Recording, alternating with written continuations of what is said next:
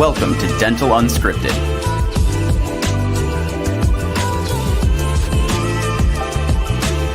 where Mike Dinzio and Paula Quinn break down the practice ownership journey, one episode at a time. Starting up, buying, and running a successful dental practice.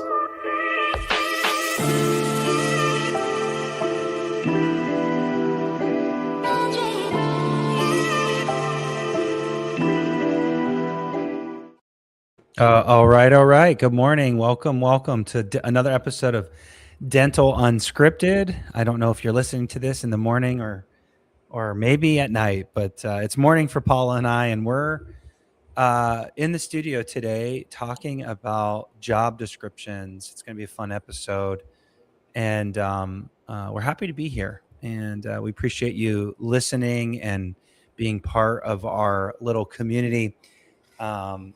But yeah, let's get into this. Paula, good morning. Welcome to welcome to the studio at whatever time this is. So guys, again, just as a reminder, please like, subscribe, share. It really does help. We don't do this for profit. We do it for you guys, and I think it helps. We get on a lot of phone calls every week with folks that are considering consulting, and maybe consulting's not for you, and that's totally fine.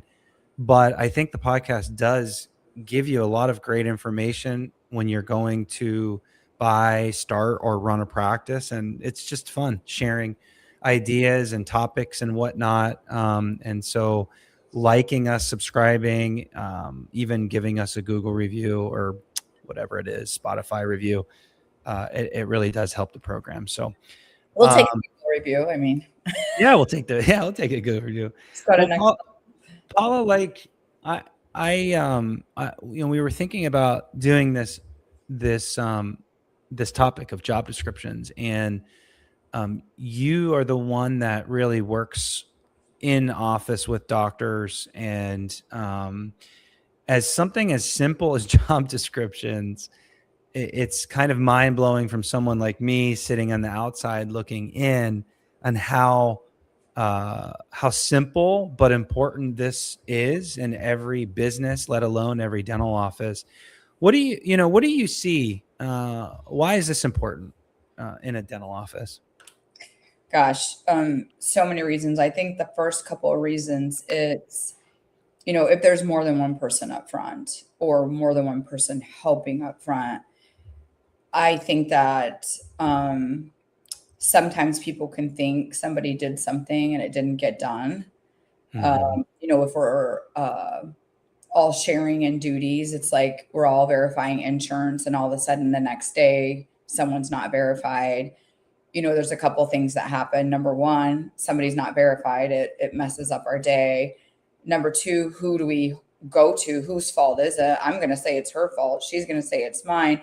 Doctor's going to just scratch their head and go do what they do. What are they going to just get frustrated? Yeah, they're not going to fire us over that. So I think, so that kind of is what happens when you don't have job descriptions. I also think that I'm going to say this a couple times throughout this, but I think that it mostly, less than what do I do throughout the day, it does two things. It manages my time, because up front it's very reactive. There's people coming in and out. People are bringing patients up to me. The phone's ringing. I'm scheduling. I'm constantly, unlike a dental assistant and a hygienist, who's sure things can change. It's very rare though, where up front it's like anything can happen at any moment. You could be bringing your patient up and the phone rings and I have to answer it. And now I can't even talk to the patient in front of me. So it's very unpredictable. So in that very unpredictable environment, in order to get your job done, you need a lot of predictability that you can count on. And when we put these in place, often many team members will argue, well, we all do it. So that's number one. Number two, it's, well, we can't plan because everything happens. So those are Yeah. just kind of some things. I mean, I want to dive into everything a lot deeper, but just based on that, I don't know if that sparks anything for you. Yeah. I No, kind that's it. I mean, I think that kind of sets us up for a really nice, a really nice podcast. So, maybe for those that don't own a business yet and they're sitting back wondering, really, nobody really knows who does what. I think that's the first thing you said. So when you go into these dental offices, Paula, you're obviously seeing that there's some confusion on who of, does who does what or who does what. Um, and I've been talking to my 7-year-old too much this morning. So like as simple as who does what, like how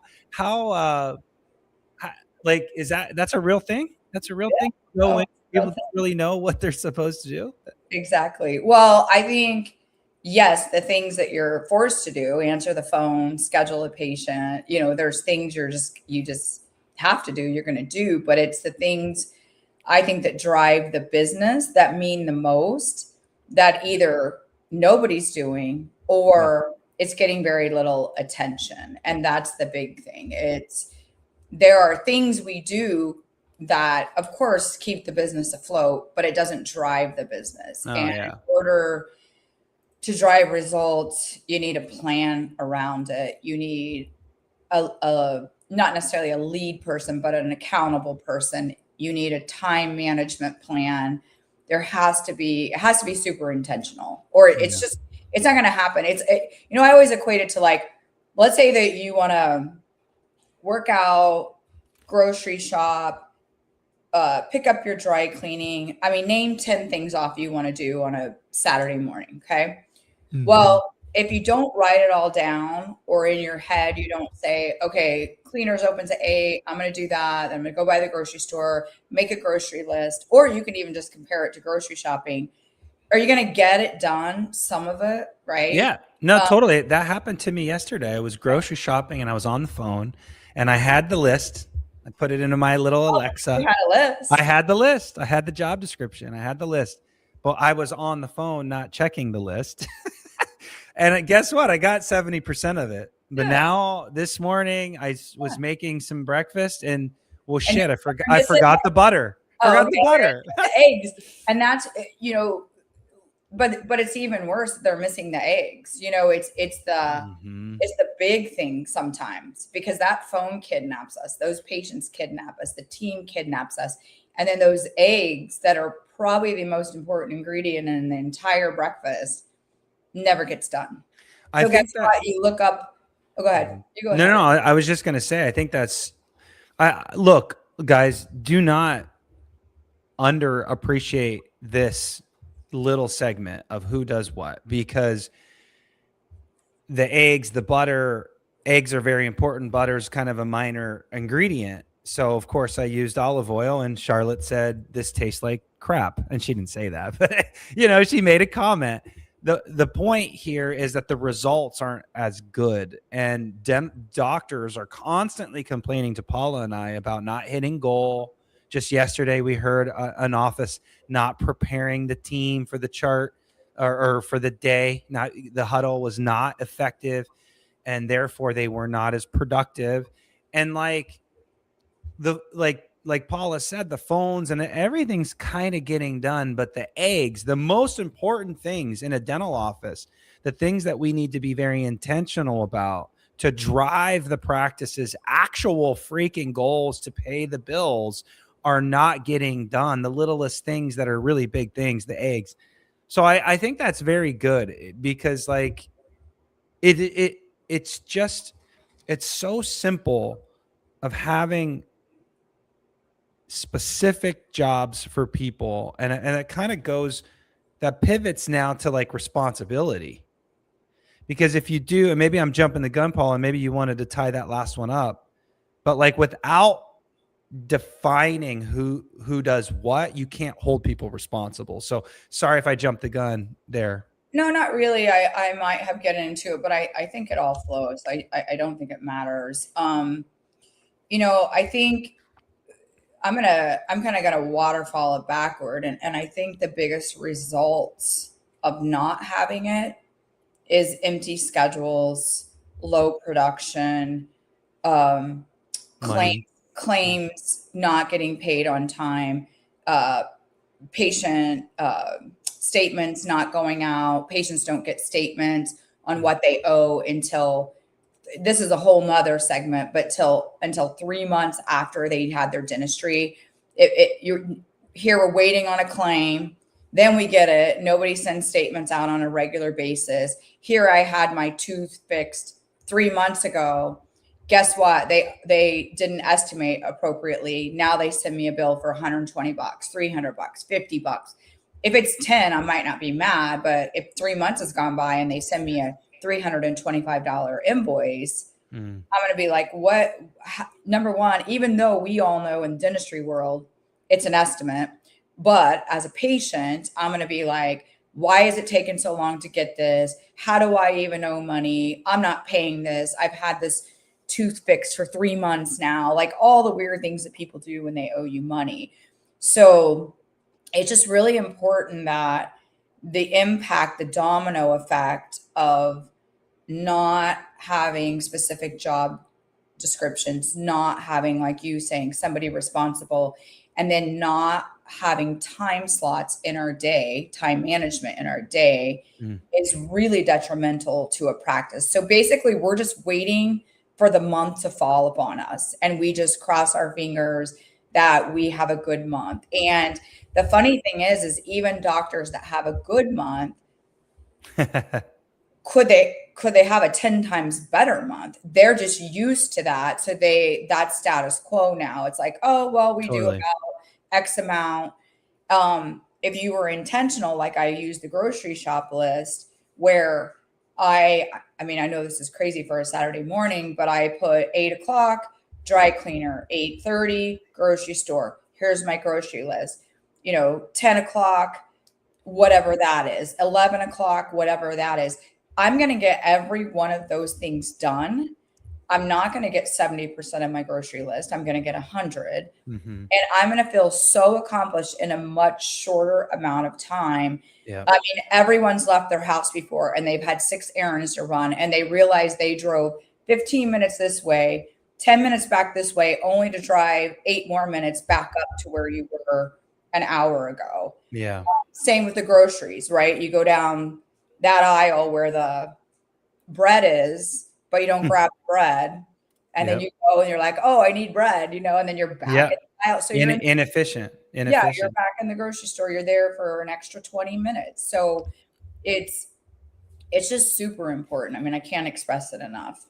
So I think that's great. I think like we work with a lot of startups, right? And those startups typically start out with impeccable job descriptions. Well, I'm just saying that like they have them. And my point is they might be more intentional than an office that's doing $1 million because every dollar, every opportunity matters to a startup. But if you ran your business like a startup, it's kind of funny. We talk to a lot of practices that buy or have been in business for many years. Ironically, they have things to learn from the startups because the startups come out desperate, and desperate's an aggressive word, but like just trying to seize every single opportunity.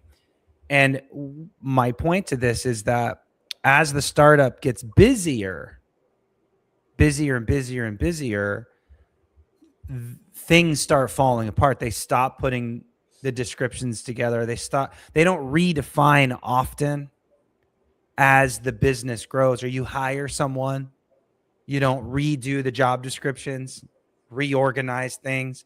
Like you just kind of grow, and that's another big pitfall is number one, not having them. But if you have them, in a year, a startup needs to break it down again because we have 2 more team members because they grow. And so that's what happens is businesses just kind of hire and people quit or they grow.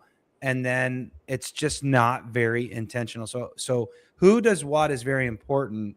But as a leader, for me, it's if you don't have that, you can't go up to the employee and say who's responsible for this mistake. It's not that you're going to berate them or punishing them, but when everybody, like you said, Paula, is just kind of pointing and it's her fault, or no, it's her fault, you can't really hold anybody accountable. It's like, okay, that's my fault now that you two don't know that your job is and your job is. So for a leader, do this often so that you can hold your team responsible and accountable. And as you grow, you need to do it often and frequently. And by the way, like, that's the biggest thing that we see as consultants is the lack of leadership in holding people accountable, aka responsible for their job description, is the number one reason why I think practices don't grow. I don't know. Do you disagree or agree with that comment? And also how do job descriptions really, how does it help you become easier to make people responsible for what they're supposed to be doing? Yeah. So I think there's a couple things there. I think you're 100% right, because as a dentist, if you're a dental owner, which most are, as a dentist, you're very busy. You're back in a chair with your face in somebody else's face. And besides doing maybe a hygiene exam, or, somebody's waiting to be seated and you're numbing someone else, whatever, you hopefully aren't getting a ton of time. Another segment, or we can talk about it later, but on top of that, we definitely recommend docs have admin time, because you don't get time, but you count on your team a lot. You can't sit up and make those reactivation calls, those unscheduled treatment calls, make sure statements. I mean, you don't have enough time in the day unless you stop 2 hours early every day and you sit down and you are a total admin and go through everything yourself. And that's not going to happen. Number one, most dentists don't have that ability. They don't have that knowledge that the front has. And number two, they don't have the time. That's lost money. If they shut their practice down, they could do another crown prep, whatever, in that time. So you very much rely on your team to drive the engine of your business. It's more team than anything. You're the doer. Yeah. But someone's got to bring, it's almost like they're the doer and the team's the salespeople in a way. It's the sales team, the follow-up team, the people because I'm the front office, I'm answering the phone. I drive whether the new patient schedules or not, correct? Then I drive the cancellation and no-show to make sure my patients show up for the doctor and the hygienist. Then if anything's diagnosed, I'm responsible to call to make sure that, or before they leave, get them on the schedule. If not, call. So think about all the revenue I am driving. Then I've got to submit the insurance, which is how the doctor and the team gets paid. If something's incorrect, I have to make sure I'm on top of it to correct it so the insurance can pay. I got to collect from the patient. And if the insurance doesn't pay what's expected, I'm now a collection agent. And I have to go get the money. So I am literally running this doctor's practice for him or her. Yep. I mean, I can't do it without them. They're the producers, but it's a lot of responsibility we put on these, sometimes experienced, sometimes non-experienced. Sometimes they learn from just rando. We usually have a name for Mary Beth up front, Susie Joe, whatever her name is. Susie Joe. Been in a practice for 40 years. Now I come along, there are some, I mean, obviously Next Level does it. There is some formal training, but it's not very common that a front office, like a hygienist or a dental assistant, goes to a school and learns every intricacy, but yet they have so much control of the practice. It's crazy. So would you say this job description topic is the biggest issue in dental practices is at the front? Yeah, but I think I'm talking about that the most, but I think there's plenty of things that a hygienist and dental assistants can do to help support the front and drive stuff themselves. I mean, they Yeah. can schedule from the back, but I think the thing about the front, because doctors, it's very foreign to doctors, is there has to be a job description. There has to be the expectations in order of priority. Mm. So as a dentist, what's important to me, Paula, up front, that you are making sure, because everything else has to happen. But I'm not okay if these 5 things don't happen every week or every day, depending on what it is. And I think that if they aren't as efficient as you want, there needs to be training around those key things that you want. Mm-hmm. And then you have to have a system that you can check on me. So let's just use unscheduled treatment as an example. Mm-hmm. If you don't have a system, you don't know if I'm doing it. I'm going to tell you I'm doing it. Yeah, I don't know. I called 15 people and no one wanted to schedule. So Right. now our schedule's empty. You don't know if I called. If I did, what did I say? So I think having this sets both me as a front office and doctor up for success, because we use these job descriptions to manage time, to find out where the gaps are in knowledge. And then we recommend at minimum quarterly check-ins. And Mhm. I'm going to evaluate how I feel Paula is doing based on what we decided was important. Mm-hmm. So I was talking to a dentist the other day who just bought a practice. And I said, welcome to the world of ownership. I don't know if you know this, but you are now a manager, a babysitter, a salesperson, a business owner, a dentist, and a marketing a marketing person. So the days of being on the corner, being the only dentist in town. I mean, my dentist, I think I told you before, he would have a cigarette. He'd put it on his desk with cigarettes in his pocket, a thing, go in with no mask, no gloves, see a patient, come back, grab a cigarette, smoked in the practice. I mean, Yeah. you can't do that anymore. And that literally is where we've come from. Like, you easily could still be in the chair right now, easily. Yeah. So like, that's where some of your colleagues and of your tenure started, and this is where we're at today. And the same person. Exactly. So I always say to especially my new buyers, and this isn't about new buyers, is they don't have the loan that you have now. That business may even be paid off. And by the way, if Mary Beth and Josie Ann and whatever have been there long enough, those wages are probably not very high either. They're going to go up if you have to hire someone new or you acquire a practice. So it is very important that you understand you now run a business. It is a business. It is a service industry, but it is a business. And so you have to, just like Starbucks, Chick-fil-A, whatever you want to.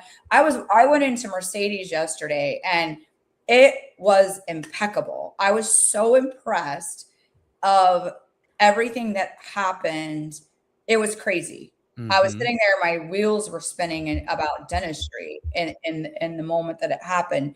So I think that if you do not have job descriptions, you do not hold your team accountable, you do not have blocks of things for them to do it, and they have to be prioritized in the way that you feel is important, the things that drive the needle for the practice. That's really important.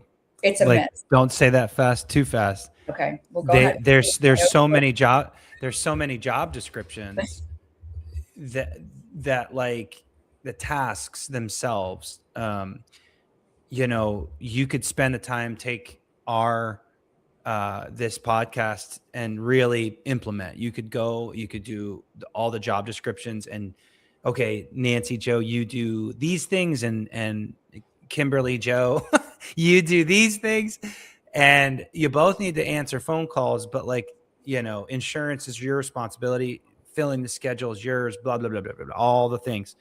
But then that part right there where you said prioritize is oftentimes what I see these workers, your support team, they just don't have any grasp of like why filling the schedule is more important than fighting a $30 claim for 2 hours. Like that they literally don't have that ability to know that I should probably not be on the phone for 2 hours fighting a $30 claim, even though I really want to get that $30. And they should pick up the phone and fill the 2 cancellations. They don't know that. So prioritizing these tasks, because you said it fast. I wanted just to say that out loud, that like, God, like I don't see that happening. And then when you get new technology, like you said, I love it. You said that my brain wasn't there, is revising it. I had an office, I think it was yesterday, Wednesday, tell me nobody checks the chat. You know, they implemented a platform where patients can now text. Yeah. No one's checking it. No one's checking it. Like, the chat bot isn't working. yeah, you know, no one's communicating with the patient. So you think, I mean, it sounds silly, but when someone doesn't pay the bills, I was a dental assistant and a hygienist before I owned my dental practice. I'm a Gen X. I mean, we'll probably get a lot of hate mail, but I don't know if there's harder workers than a Gen X. And it's, yes, individually, anyone could be a hard worker, but I'm just saying as a generation as a whole, we came after an era where it was just what we did. No BS, just get it done. No BS. And I always, I mean, you know, from a little child, you know, like by the time I hit 13, I had side jobs, side hustles. Maybe it's just me and I'm weird, but all my friends from the Midwest are like that too.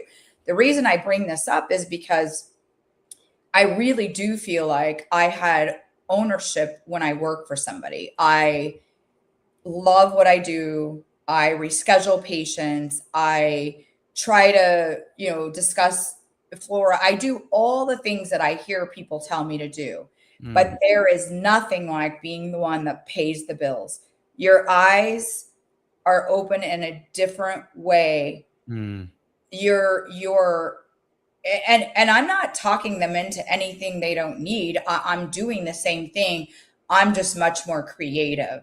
I'm much more on top of it. I follow through. I follow up, because now when that patient doesn't schedule, it isn't like, oh, well, they said call them in 5 months, or, oh, they'll call us. No, I have a plan around that. And I am not waiting on that patient to call me back. Yeah. Because that patient annual value could be anywhere between $500 and $1,200. If that patient's not coming, you know. So I guess I wasn't expecting this episode to go super long, but it actually is really important. I kind of want to talk a little bit more about that, because I mean, really haven't even talked about the job descriptions or what we do. I mean, we have, but it's kind of taken a different turn. And that is that there's also this like responsibility that's not there. And it shows up in lots of different companies. It could show up in ours. It could show up in dental offices. It could show up in Mercedes. And just because you create a job description doesn't create a desire to fulfill it. How do I say this? If you have the job description and then you create priorities, the employee still has to like give a shit about the priorities. And the owner, what you just said, as the owner, you were like, oh my God, like I'm collecting the money. I'm filling the schedule because I'm the owner and I can't pay my bill if I don't do this. It's that desire and like drive that an owner has that like sometimes workers don't. And when we walk into offices and there's a front office gal or guy that does care, they're like an anomaly. It's like, holy crap, you care more than the owner. Like you're like gold. You might have some deficiencies, but I will take that over any deficiency you have. Where we have a lot of employees that, and we might have some listeners or some clients that do have job descriptions, do have the priorities set, but the people don't give a shit. They don't have this desire to move the needle. It's a job. That's a job. Well, I do think people do innately have a desire to please, though. And I think, will they ever be you? No. But I think that if you're clear, concise, set expectations, and follow through, people will tend to do way better. If they know you're just full of this and no one's ever going to check, and you complain, and then they do it again and you complain, and it just gets, they kind of get away with it. I don't know if I don't want to say they're intentionally getting away with it, but they're just going to keep doing it because there's no repercussion. There's no, it's almost like when people, you have a great raw meeting and then nothing comes of it. It's like, why are we having these meetings type thing? So I do think that if you can set the job descriptions, you can set your priorities and expectations around those. Mm-hmm. You set them up for success. If there's any tools they need, whether it's verbal skills, a Dentrix lesson, whatever. And then you yourself learn some, not everything, as the owner, but learn your KPIs so that if your accounts receivable, if your fluoride enrollment, if your whatever isn't there, that you at least can say, hey, this doesn't look right. What's going on? Yeah. They're going to appreciate that a lot more than just blah, blah, blah, blah, blah. Put your money where your mouth is. Let's, show me you care. And so I don't know. I don't think we definitely start in offices with front office, because I say it's a domino effect. If we're not set up front, the success of the back is never going to happen anyway, because I, as a hygienist, I can't even quote a fluoride fee if we don't have great insurance verification up front. Yeah. So we start there because we want the front of the house solid, but it's just as important for dental assistants and hygienists as well. Yeah. I get paid as a hygienist, depending on the state, anywhere from probably 40 an hour to 72 an hour. And I know it's a big swing. But you have to think about, if my schedule's empty 3 times a day, even if I'm $40 an hour, mm-hmm. not only is doctor paying my salary, but he or she is losing that production on top of it. So I have to, at least if I'm not helping keep my schedule full, I should have priorities on what can help move the needle in the practice as well. I can't sharpen my instruments every day. I can't, get caught up stocking my room. That doesn't help. Order dental supplies every day. Yeah, that doesn't help the practice. We need to do those things, but that should be last on the priority list compared to, we just lost out on this revenue, pay these wages. How do we avoid this? Or how can I help not the rest of the day not do it? But anyway. I love that. Well, we got a question from a colleague of mine in the dental space, and I appreciate the question, Craig. Good to have you listening, buddy. So there was a question, and it's a good one. How do job descriptions and responsibilities change from a startup compared to an existing office? I'm gonna give that to Paula. I have my answer, but I think you help doctors set up and hire teams as the startup coach on the back end. I'm on the front end, you're on the back end. So you help these docs hire and set up these job descriptions, and then you also coach, now $4 million practices. So how would you answer that? Well, I think the biggest difference is the job descriptions, the protocol, the accountability, the time management needs to all be the same. The difference is usually an existing practice has more than one person that can do it. So the accountability will go to, what I love about practice management with existing clients is we can kind of have a scheduling coordinator and a treatment coordinator and sometimes a financial coordinator. So most of the time we have to combine them into two, but we can separate those. When you're a startup up front, there's a lot of, you kind of have to do it all, and you have to do it now unless you're outsourcing some stuff. that it takes me into a lot of other things, and I won't go there. But I think that is the biggest thing. And unfortunately, and it has to be that way, because financially, when we get clients that say, I'm going to hire a hygienist, or I need to bring over my scheduling coordinator who's amazing, or I have this dental assistant, but she's kind of a princess, but she's amazing at helping me prep my teeth. No, like as a startup, you have a wage budget that Michael will give you that you have to hit, and you can't hire a bunch of people, even though you want to, and your brain is like, oh my gosh, we're going to see 40 patients today. No, we're going to see 40 patients in a month, and you're going to be sitting there twiddling your thumbs. And so everybody does have to be a floater, cross-trained. Yeah. Right? Is that what you mean? That's what I was going to say. I love when we can get a front office and then a dental assistant that's cross-trained that can help when there's some downtime.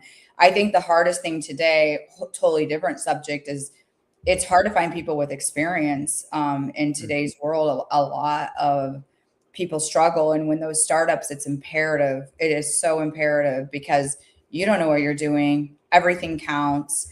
But yeah, I think that's the biggest difference, is you get the luxury of more than one person. And like you said, Michael, it's good when you do want I like to even practice management clients, existing dental practices that many people are cross-trained. I love cross-trained. It's the way to go in today's world. If somebody calls in sick, guess what?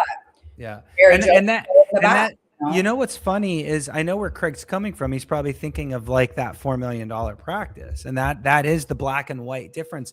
But I will tell you, and we got to probably shut this episode down because everybody's made it to work by now. But I will tell you right now that most offices, when I was at Bank of America, the average practice collections was around 800,000. It was like 700,000 to 800,000 was the average. Okay, and that's just across the board. At 800 or 700,000, you really don't have a lot of employees, or shouldn't have a lot of employees still. I mean, Paula, you managed about that size. How many employees did you have? One front office, one dental assistant, an associate dentist, and I did bring on another. You were the floater. Oh, and then a hygienist.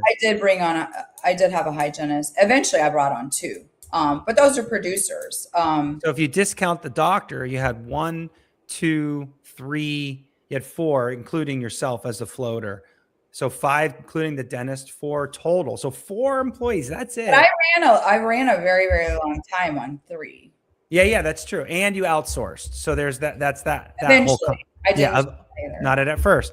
Yeah. So like, that's the point, is like that. I mean, even at 800,000, which is the national average, cross training is very important, because you still should only have 4 employees, give or take. So yeah. I think that's a great question. Thank you, Craig, for listening. Any last comments? I know we kind of running over, but I like, such an important thing for small businesses to really dig in on all the tasks that need to happen, prioritize those tasks, and then you can hold people responsible. But if you don't, and have those performance reviews, have those check-ins. Don't, even if you don't know what you're saying to the front office person, you have to have those check-ins. What's working, what's not, your expectations for the next quarter. It's the only way you're going to grow. Be intentional. And they're your team. Yeah. They're your team. If you treat them like team, I think they'll act like team. Yeah. Perfect. Okay. Well, guys, tune into the next episode of Dental Unscripted. We always appreciate you listening and participating like Craig did today. So if you see a live, if you follow us on Instagram, Facebook, YouTube, you can actually ask us questions live like Craig did today. But listen to us on your own time, whatever. We really appreciate it. Thanks so much. Have a good day, Paula. Okay. All right. Bye.